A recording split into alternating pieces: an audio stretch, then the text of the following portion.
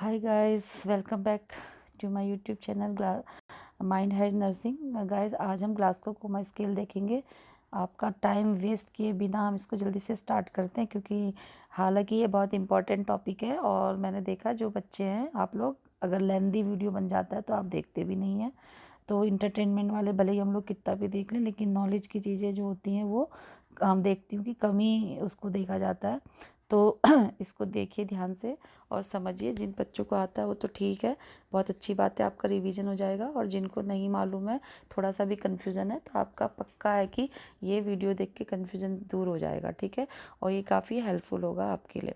तो चलिए स्टार्ट करते हैं। What is the Glasgow coma scale. Glasgow coma scale क्या होता है कि ग्लासको-कोमा स्केल एक मोस्ट कॉमन स्कोरिंग सिस्टम है, ठीक है। इससे स्कोर किया जाता है जब भी मतलब कब स्कोर किया जाता है, जब पेशेंट का कॉन्शियसनेस लेवल जो होता है वो चेक करना होता है कि वो अनकॉन्शियस है या सेमी कॉन्शियस है या वो कॉन्शियस है। वो सब देखने के लिए ये स्कोरिंग सिस्टम किया जाता है, ठीक है, पेशेंट की। और ये जो होता है कब किया जाता है, जब कोई उसको ब्रेन इंजरी, ट्रॉमेटिक इंजरी होती है, तब किया जाता है। ब्रेन से रिलेटेड, यानी कि कोई इसको ब्रेन की प्रॉब्लम है, कोई इंजरी हुई है, तो उसका कॉन्शियसनेस लेवल जो होता है वो अल्टर्ड हो जाता है। तो उसी को चेक करने के लिए ये वाला स्कोरिंग सिस्टम को अडॉप्ट किया जाता है, ठीक है। तो ये क्या करता है कि जो ब्रेन की इससे हमें ये भी हेल्प मिलती है कि जो ब्रेन की जो इंजरी है वो कितनी सीवियर है या कितनी मॉडरेट है या कितनी माइल्ड है, ठीक है। ये इससे हेल्प मिलेगी स्कोर करके, ठीक है। तो ये जो मेथड होता है, ये जो टेस्ट हम करते हैं, ये बड़ा सिंपल होता है, रिलायबल होता है, इस पर हम मतलब ट्रस्ट कर सकते हैं। और सिंपली होता है, मतलब कोई आपको डिवाइस की ज़रूरत नहीं है, डिवाइसेस यूज़ नहीं करनी है, कोई ताम झाम नहीं करना है, बस नॉर्मली एक पेशेंट होना चाहिए और एक जो एग्ज़ामिनर है जिसको इसके मालूम है वो होना चाहिए। और डॉक्टर हो या हेल्थ वर्कर है जो जानते हैं वो इसके संग होंगे, और जो ट्रेंड होते हैं वो एक पर्सन होने चाहिए जो इसे करते हैं। और ये correlate with the outcome following severe brain injury. इससे हम क्या कर सकते हैं कि उसकी ब्रेन इंजरी कितनी सीवियर है वो हम इससे पता कर सकते हैं, ठीक है। और ये जो ये जो ग्लासको-कोमा स्केल है, इसको GCS करके भी मतलब डिनोट करते हैं। और ये एक रिलायबल होता है, और इसमें जो होता है जो भी हम लेवल ऑफ कॉन्शियसनेस उसका चेक करते हैं, उसकी ब्रेन की आफ्टर इंजरी जो होती है, मतलब जैसे उसका ब्रेन जो होती, कोई इंजरी हुई है, एक्सीडेंट हुआ उसका, चाहे वो व्हीकल से हुआ हो या कोई और रीज़न से उसको चोट लगी हो स्पोर्ट्स के थ्रू या किसी भी, तो उसमें हम ये करते हैं। और उसको फिर इसमें जो भी हमको स्कोर मिलता है उसको हमें डॉक्यूमेंट करना होता है, ठीक है, ताकि उसका कॉन्शियस लेवल पता चल पाए। और आप कंपैरिजन भी कर सकते हैं कि ये कॉन्शियसनेस लेवल उसका अभी अल्टर्ड हुआ है, थोड़ा बहुत हुआ है, या पहले से भी था, या दोनों में कैसा अभी है, इंजरी के बाद कैसा है और इंजरी से पहले कैसा है, ऐसा भी हम कर सकते हैं पता। और ये जो होते हैं ये नॉर्मल नहीं कर ट्रेन पर्सन नहीं कर सकते इसको, अनट्रेन लोग नहीं कर सकते हैं, ट्रेन स्टाफ इसके लिए चाहिए।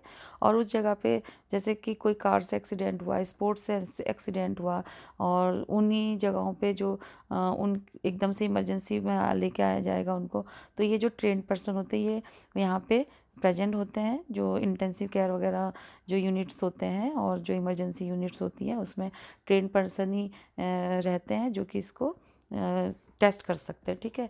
और ये स्पोर्ट्स वगैरह से भी हो सकता है, कोई एक्सीडेंट से हो सकता है, ठीक है। तो ये अब मेन ये आ गया कि हम इसको कैसे मेज़र करेंगे। तो इसमें जो होता है 3 फंक्शन को मेज़र किया जाता है, ये देखिए आप। सबसे लेफ्ट साइड में देखिए आई मूवमेंट है, यानी कि आई की ओपनिंग हम आई के थ्रू कर सकते हैं। दूसरा हो गया वर्बल रिस्पॉन्स कि वो कैसा रिस्पॉन्स कर रहा है। तीसरा हो गया मोटर रिस्पॉन्स, तो मोटर रिस्पॉन्स के थ्रू हम इसको चेक कर सकते हैं। यानी कि 3 जो फंक्शन है वो हमें चेक करने होते हैं। अब कैसे करने होते हैं, सबसे पहले हम देखेंगे आई का, ठीक है। तो जो आई की हम इसमें ओपनिंग देखते हैं, इसको डिनोट करते हैं ई से, ठीक है। तो जो हम देखेंगे कि आई में जो होते हैं 1 से लेके 4 तक का की मार्किंग दी होती है, ठीक है।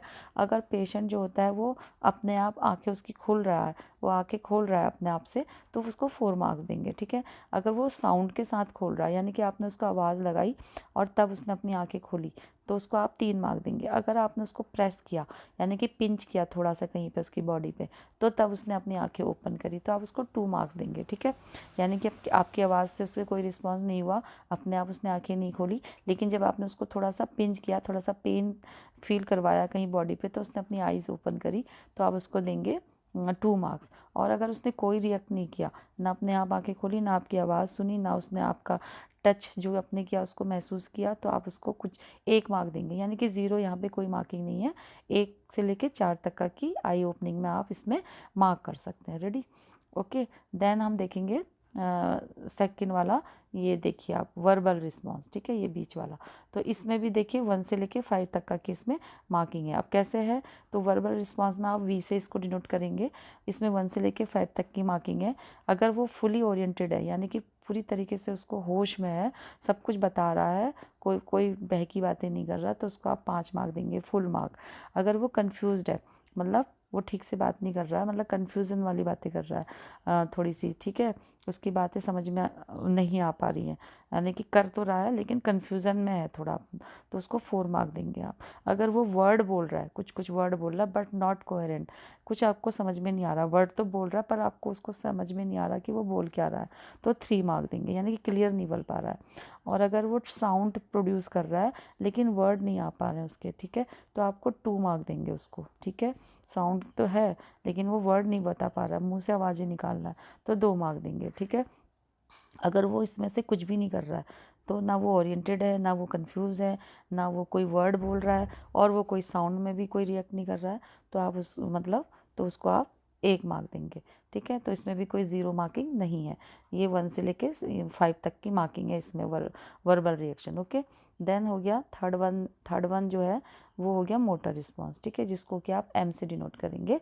ये देखिए जो एम से डिनोट करेंगे आप, ये है, ये देखिए 1 से लेके 6 तक की इसमें मार्किंग है, ठीक है। ये हो गया मोटर रिस्पॉन्स। ये मैंने अभी इससे पहले वाला जो वीडियो डाला था उसमें मैंने आपको जो है इसके बारे में बताया था, मोटर और सेंसरी नर्व्स के बारे में बताया था। तो क्रेनियल जो 12 नर्व्स थी उसको मैंने बताया था कैसे उसकी याद करनी है, किसका क्या काम होता है हमारी नर्व्स का, तो इसी से आपको याद आ गया होगा। तो ये मोटर रिस्पॉन्स जो होता है हमारे जो बॉडी के जो हम रिस्पॉन्स करते हैं, एक्टिविटी करते हैं, अपने बॉडी पार्ट को मूव करना, तो ये सारे काम मोटर रिस्पॉन्स करती है, ठीक है। तो ये अगर हम उससे इसको हम एम से डिनोट करते हैं, ठीक है। इसमें मार्किंग होगी 1 से लेकर 6 तक की, ठीक है। अगर उसको पूरा ओबे करे आपके कमांड, यानी कि आपकी जो भी आपने बोला उसने उसको सब सुना और उस पर ओबे किया, उस कमांड को फॉलो किया। आपने बोला आपका नाम क्या, उसने अपना नाम बताया। आपने बोला ये एक्सीडेंट कैसे हुआ, उसने ये भी बताया, यानी कि वो सब कुछ बता रहा है, तो वो 6 मार्क्स, ठीक है। और अगर लोकलाइजिंग है, यानी कि आपने उसको क्या किया, पेन किया कहीं पे और उसको पता चल गया कि कहाँ पे आप उसको छू रहे हैं, कहाँ पे पेन कर रहे हैं, तो वो उसको आप 5 मार्क देंगे, यानी कि उसको कॉन्शियस लेवल है तभी वो रिएक्ट कर पा रहा है, तो 5 देंगे। अगर नॉर्मल फ्लैक्शन है, फिर आपने बोला अपने हैंड को ऊपर करो, तो उसने ऊपर किया, या आपने उसका हाथ को ऊपर अपने हाथ से पकड़ के थोड़ा ऊपर लेके आए, फ्लैक्स किया, मतलब तो उसने उसमें कोई एबनॉर्मलिटी आपको नहीं लगी, उसने उसको नॉर्मली फ्लैक्स होने करने दिया, तो उसको आप 4 मार्क देंगे। और नॉर्मल फ्लैक्शन मतलब उसने अकड़न करी, अकड़ रहा है वो, नॉर्मल नहीं हो पा रहा फ्लैक्शन उसका, तो उसको आप 3 मार्क देंगे, ठीक है, जकड़न के साथ का हो पा रहा है। और फिर अगर एक्सटेंशन मतलब आपने अब उसको सीधा किया, तो वो सीधा भी ठीक से नहीं कर पा रहा, वो बाहर की ओर को एक्सटेंड हो रहा है। ये आपने ROM में पढ़ा होगा, फंडामेंटल में फर्स्ट ईयर में, तो उसमें जो तक एक्सटेंशन करने में जो हाथ की जो फिंगर्स होती है वो बाहर की ओर को होती है, एबनॉर्मली एक्सटेंड कर रहा, तो उसको आप 2 मार्क देंगे, ठीक है। अगर इनमें से कुछ भी नहीं कर रहा है तो आप उसको 1 मार्क देंगे। तो ये हो गया मोटर रिस्पॉन्स, ओके। तो ये आप, और मैं इसको अभी इसमें ये दिखा देती हूँ आपको।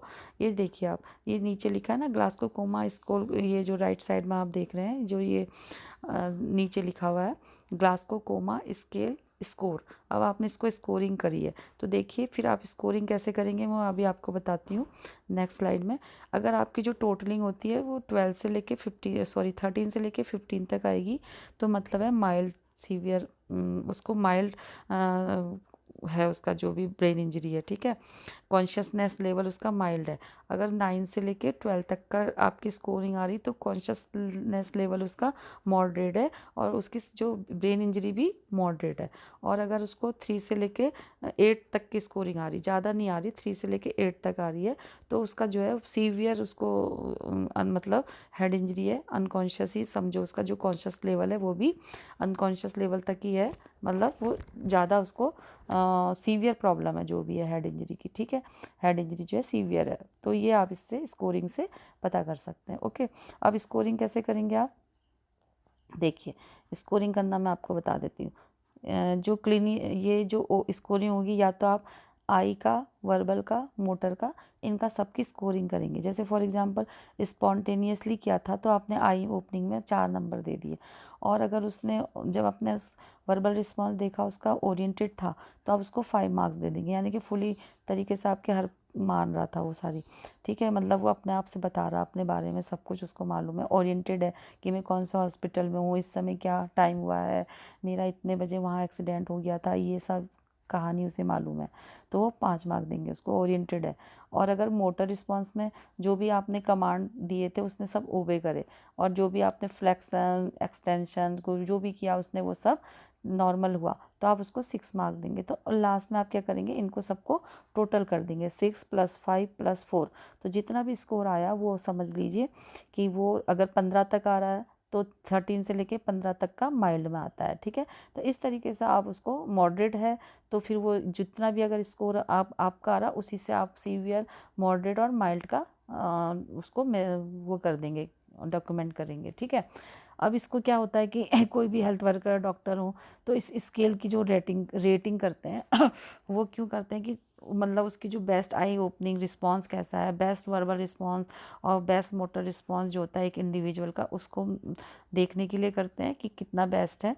और जो GCS जो स्कोर होता है वो एक ग्रेडिंग आपने जो करी थी, जैसे मैंने फर्स्ट स्लाइड में बताया था, फर्स्ट सेकंड थर्ड में, तो उसको फिर आखिरी में जोड़ देते हैं, सम कर देते हैं, जो मैंने अभी आपको बताया, ठीक है। और जो पेशेंट का जो ग्लासकोमा स्केल होता है शुड बी डॉक्यूमेंटेड, ये आपने डॉक्यूमेंट करना चाहिए। जो भी इसका हेल्थ वर्कर रहते हैं, आपने पहले पूरी स्कोरिंग करी, उसके बाद उसको डॉक्यूमेंट करते हैं, ठीक है, मतलब उसको ज़रूर से लिख देंगे, उसके उसमें नोट कर देंगे उसके कोमा स्केल चार्ट में, यानी कि जो उसका चार्ट है उसमें उसको रिकॉर्ड करना होगा, ठीक है। और उससे क्या होगा, दिस अलाउ फॉर इम्प्रूवमेंट और डिटोरिएशन, यानी कि जितने भी बजे करेंगे वो भी लिखेंगे आप, उससे क्या होगा कि उसका इम्प्रूवमेंट कितना हो रहा है या उसकी कंडीशन और ख़राब हो रही है पेशेंट की, तो वो पता चल जाएगा। और इस मेथड से जो होता है क्विकली पता चल जाता है, क्लियरली कम्युनिकेट कर पाते हैं हम, यानी कि इसमें कोई ताम झाम की ज़रूरत नहीं कि एक्सरे मशीन में उसको लानी है या उसको उधर शिफ्ट करना है या CT स्कैन में, वो तो करना ही है, एक बार तो वो होना ही है, लेकिन इससे हम डेली और उसके मतलब डेली टाइमली कर सकते हैं, तो और ये जल्दी भी मिलता है और इसमें कोई वो नहीं रहती प्रॉब्लम, तो ये है, ठीक है। और ये जो एलिमेंट है, यानी कि जो ये वर्बल कम जितने भी आपने किए अभी तीनों, इसको जो है आपको फिर लास्ट में जो है सम करना होता है इन स्कोर को, ये बहुत ज़रूरी है, ठीक है। अच्छा, तो ये देख लीजिए आप इंडिविजुअल एलिमेंट्स कौन कौन से होते हैं, ये जो ग्लासकोमा स्केल होता है यही आई, वर्बल और मोटर, इसको आप इस तरीके से डिनोट करते हैं कि ई को जो है, जो आई ओपनिंग है, यानी कि जो आई का जो रिएक्शन है, ओपनिंग है या नहीं कर पा रहा है, उसमें आप ई से उसको डिनोट करते हैं और उसमें 2 मार्क करेंगे। एक्सप्रेस करने का तरीका है, मतलब ये वी को वर्बल रिस्पॉन्स ना लिख के वी लिखेंगे आप, उसको 4 लिखेंगे, 4 यानी कि जितनी आपकी स्कोरिंग आई है, ये तो जस्ट एग्जाम्पल है। और अगर मोटर रिस्पॉन्स है एम से डिनोट करेंगे और उसको जो भी स्कोरिंग आई है वो लिखेंगे, ठीक है। जैसे यहाँ पर को ई आई में 2 मिले, वर्बल में 4 मिले, एम में उसको 6 मिला, तो इस तरीके से इसको यहाँ पे मेंशन किया इस तरीके से। और as well as added together to give a total coma score, और या फिर आप टोटल कोमा स्कोर भी इसके साथ लिख सकते हैं साथ ही साथ, जैसे कि E2V4M6 = 12, इस तरीके से आप इसको पूरा लिखेंगे। या और क्या करेंगे, फॉर एग्जांपल स्कोरिंग में आप ये भी कर सकते हैं, मे एक्सप्रेस एज, जैसे कि GCS आप करेंगे 12, GCS 12 है उसका, उसको फिर इस तरीके से आप हाईलाइट कर देंगे, E12V4M6 at 4:32, इतने बजे आपको मिला, यानी कि टाइम भी आपको मेंशन करना है, ओके। तो ये मेरे को लगता है आपको समझ में आ गया होगा अच्छी तरीके से। तो ये देख लीजिए एक बार क्लासिफिकेशन जो ब्रेन के होते हैं वो कैसे कर सकते हैं हम उसको, सीवियर, मॉडरेट और माइल्ड, ठीक है। जो इंजरी होती है वो डिफरेंट टाइप से होती है, even every brain injury is different, but generally brain injury is age, यानी कि डिफरेंट डिफरेंट होती है, लेकिन जनरली हम उसको इन 3 कैटेगरीज में डिनोट करते हैं, जैसे सीवियर है, मॉडरेट है, माइल्ड है।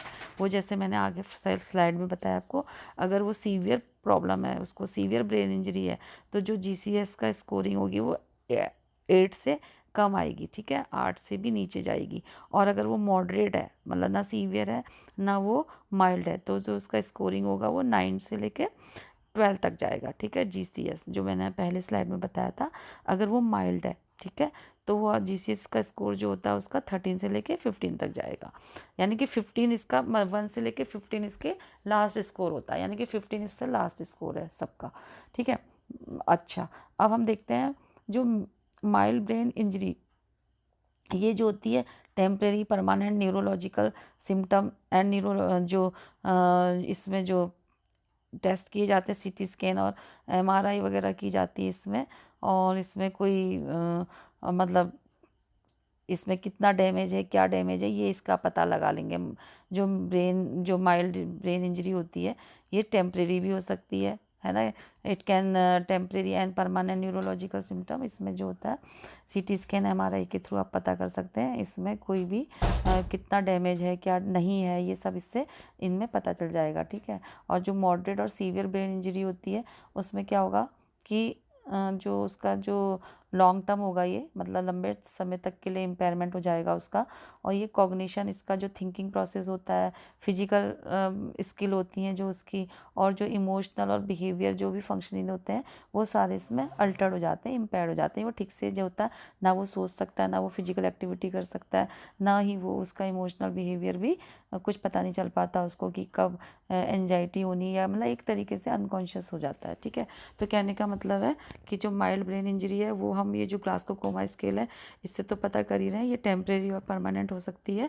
और इसके जो सिम्टम होते हैं वो हम सिम्टम जो देखते हैं उसके अकॉर्डिंग इसको टेस्ट कर सकते हैं, जैसे कि, और या फिर कोई ऐसे जो टेस्ट होते हैं इसके इमेजिंग, जो न्यूरो इमेजिंग होती है, टेस्ट कर सकते हैं उसको, जैसे CT स्कैन और MRI, और ग्लासको कोमा के हेल्थ से भी कर सकते हैं।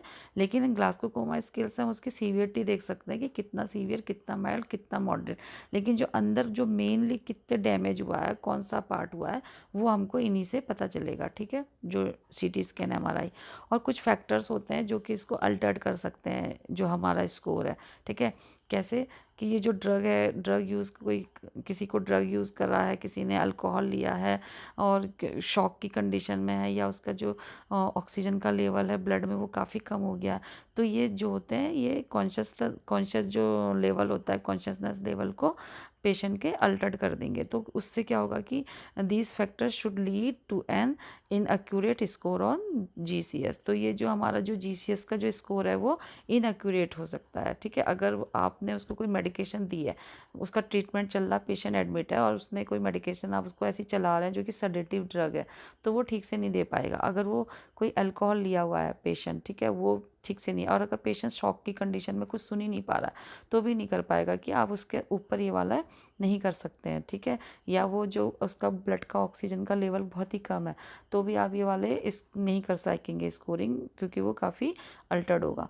अब देखो ये जो स्कोरिंग थी हमने बड़ों की बताई थी, अब ये जो बच्चे होते हैं और जो छोटे बच्चे होंगे वो इस ग्लासको कोमा स्केल को नहीं बोल पा रहे हैं जो बच्चे, ठीक है, उसके लिए कैसे करेंगे। तो जो ये जो होता है कुछ ये जो बच्चे होते हैं स्पेशली बहुत छोटे बच्चे होते हैं, very young to have reliable, जो इनकी जो लैंग्वेज होती है वो मतलब नहीं बता पाएंगे, बात नहीं कर पाते हैं, ठीक है। वो उनकी जो बोल के जैसा आप बोलेंगे तो वो नहीं समझ, बात नहीं कर पाएंगे आपसे।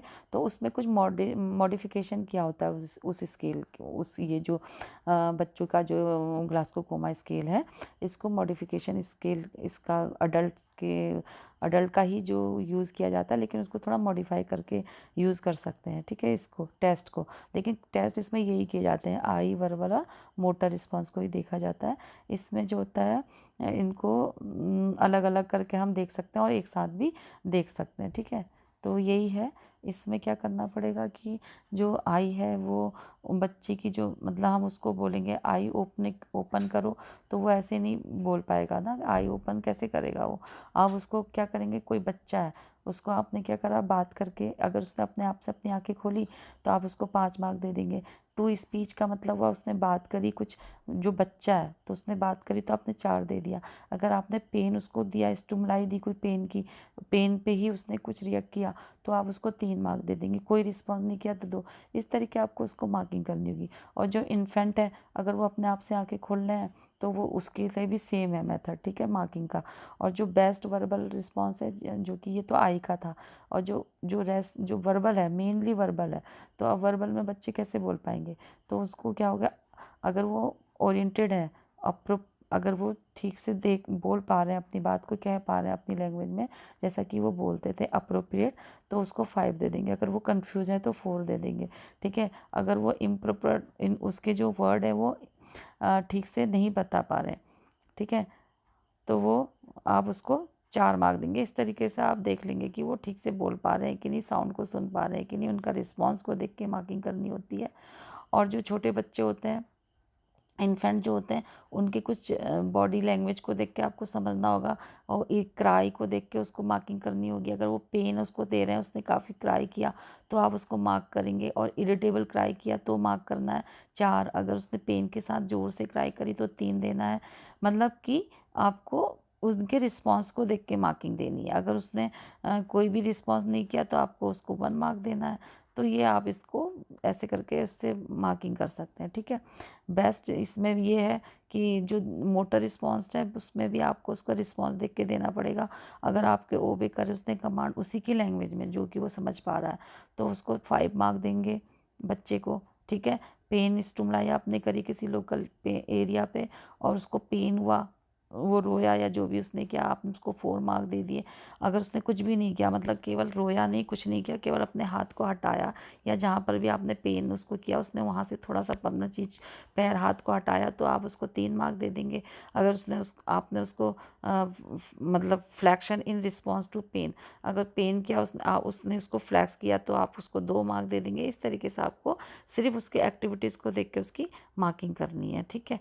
तो यही है। और जो छोटे बच्चे होते हैं उनके भी आपने उनकी जो टच करा तो उसने हाथ हटा दिया, पर्पसफुली उसने अपनी आँखें को मतलब अपने जैसे कुछ पकड़ने के लिए खिलौना दिखाया तो उसने उसे पकड़ने के लिए हाथ बढ़ाया, तो 5 मार्क यानी कि 6 मार्क देना, 5 मार्क देना, वो इस पर डिपेंड करता है। आपको उसकी एक्टिविटीज़ को देख के आपको समझना पड़ेगा। तो ये इसका जो कोमा का स्केल है उसके रिलेटिव के साथ मिलके आपको बताना पड़ेगा, क्योंकि वो आपकी बात नहीं समझ पाएगा। तो इस तरीके से उसकी एक्टिविटीज़ को देखते हुए मार्किंग करनी पड़ेगी, ठीक है। तो यही है इसमें। चलिए, ये मुझे लगता है कि आपको समझ में आ गया होगा। Thank you guys for watching this video. Please do like share comment and subscribe this channel. और जो भी अगर आप सब्सक्राइब जिन लोगों ने कर दिया है तो उनके लिए तो है कि वो कमेंट करें और बताएं कि उन्हें किस टॉपिक पे वीडियो चाहिए। और जो नए व्यूअर हैं वो इसको सब्सक्राइब करेंगे तभी उनके पास कोई नोटिफिकेशन आएगा जो मैं नेक्स्ट वीडियो अपलोड करेंगे हम लोग इसमें, ठीक है। तो आपसे इसमें ऑब्जेक्टिव और आपके टॉपिक से रिलेटेड वीडियो डाली जाती हैं। तो thank you guys for watching. Okay, bye, take care.